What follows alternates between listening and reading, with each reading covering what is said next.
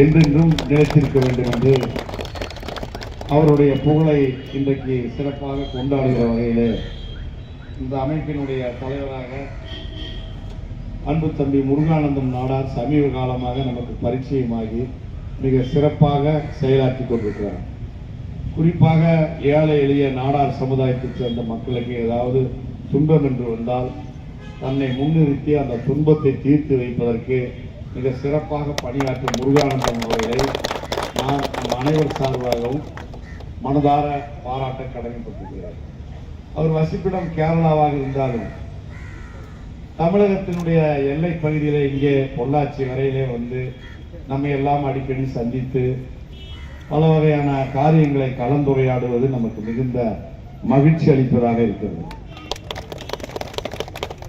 நானெல்லாம் ஒரு உண்மையை சொல்ல வேண்டும் என்று சொன்னால் எல்லோரும் ஏற்றுக்கொள்ளத்தக்க உண்மை, தமிழகத்தில் இருக்கிற பெரும்பான்மையான அணைக்கட்டுகளை பரம்பிக்குளம், ஆழியாறு, திருமூர்த்தி, மேல் நீராறு, கீழ் நீராறு தவிர சோலையாறு அனைத்து அணைக்கட்டுகள், அதாவது வைகை அணையிலே தொடங்கி அனைத்து அணைக்கட்டுகளும் சுதந்திரத்துக்கு பின்னால் இன்றைக்கு வரையிலே இருக்கிற பெரும்பான்மையான அணைக்கட்டுகளை எல்லாம் கட்டி கொடுத்து தமிழகத்தினுடைய விவசாயம் செழிப்பதற்கு முக்கிய காரணமாக இருந்தவர் பெருந்தலைவர் ஐயா காமராஜர் அவர்கள். இங்கே அருகாமையில் இருக்க சர்க்கார்பதி மின் உற்பத்தி நிலையம் கூட கட்டி கொடுத்தது ஐயா பெருந்தலைவர் காமராஜர் அவர்கள். சுதந்திர போராட்ட காலத்திலே 12 ஆண்டுகளுக்கு மேலாக சிறையிலே வாடியவர் ஐயா பெருந்தலைவர் காமராஜர் அவர்கள். அவர் ஒரு குறிப்பிட்ட ஜாதிக்கு மட்டும் சொந்தக்காரர் அல்ல, குறிப்பிட்ட மக்களுக்கு மட்டும் தலைவர் அல்ல, தேச தலைவர், தமிழக மக்களுக்கான தலைவர். எப்படி புரட்சித் தலைவர் எம்ஜிஆரோ, எப்படி புரட்சித் தலைவர் அம்மாவோ, எப்படி பேரறிஞர் அண்ணா அவர்களோ, அதே போல அனைவருக்குமான தலைவர் தான் பெருந்தலைவர் காமராஜர் அவர்கள். நான் ஒரு நாள் அவரை மாலை நேரத்தில் திருமலைப்பிள்ளை வீதியில் இருக்க அவருடைய வீட்டுக்கு யதார்த்தமாக எதிர்பாராமல் சந்தித்து சென்றேன். வீட்டினுடைய முன்புறம் ஒரு குண்டு பல்க் இருந்து கொண்டிருந்தது. யாரும் ஒரு வாட்ச்மேனோ அல்லது ஒரு உதவியாளரோ கூட இல்லை. வீட்டினுடைய ஒரு சின்ன கிழக்கு பார்த்த திருமலைப்பிள்ளை வீதியில மையத்தில் ஒரு ஹாலில் அங்கேயே ஒரு சின்ன குண்டு பல்க் இருந்துச்சு.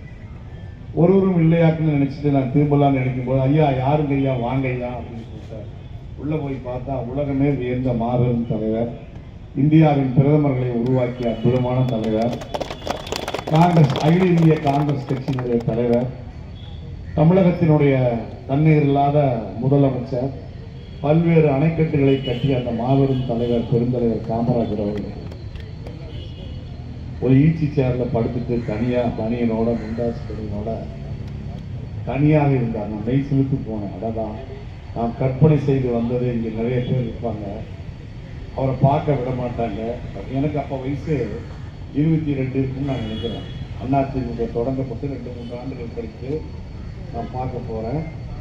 ஒரு முக்கியமான என் கட்சி தலைவருடைய வீட்டுக்கு பக்கத்தில் நான் இவருடைய வீடு, அதே திருமலைப்பிள்ளை வீதியில் அவர் என்னிடத்துல கேட்டார்கள், ஐயா நீங்கள் இன்னார் வீட்டுக்கு தானே வந்தீங்க, அப்படியே வந்துட்டு என்னையும் பார்க்க வந்திருக்கிறீங்க, இந்த பக்கமாக வந்திருக்கிறீங்க, என்னையும் பார்க்கணுங்கிற ஒரு எண்ணம் ஏற்பட்டு வந்திருக்கிறீங்க, வாங்க ஐயா, வாங்க வாங்க வாங்க என்று பரிவோடு அன்போடு அழைத்தார். ஒரு மாபெரும் தேச தலைவர், ஒரு மாபெரும் நாட்டினுடைய தலைவர், மிகப்பெரிய தேசம் இந்திய தேசம் என்றால் மிகப்பெரிய சுதந்திரம் பெற்ற பிறகு மிகப்பெரிய ஜனநாயக நாடு இந்திய தேசம் என்றால் அதை கட்டமைத்த மாபெரும் தலைவர் தனியாக இருந்தார்.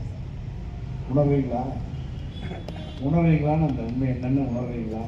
எத்தனை அவர் வாழ்க்கையை சந்தித்திருப்பார், எத்தனை நாடுகளுக்கு போயிருப்பார், எத்தனை மக்களோடு பழகியிருப்பார். கர்ம வீரர் என்று எல்லாராலும் அழைக்கப்பட்ட அந்த மாபெரும் தலைவர். அப்புறம் அதுக்கப்புறம் அவர் மேல எனக்கு ஒரு அன்பாகி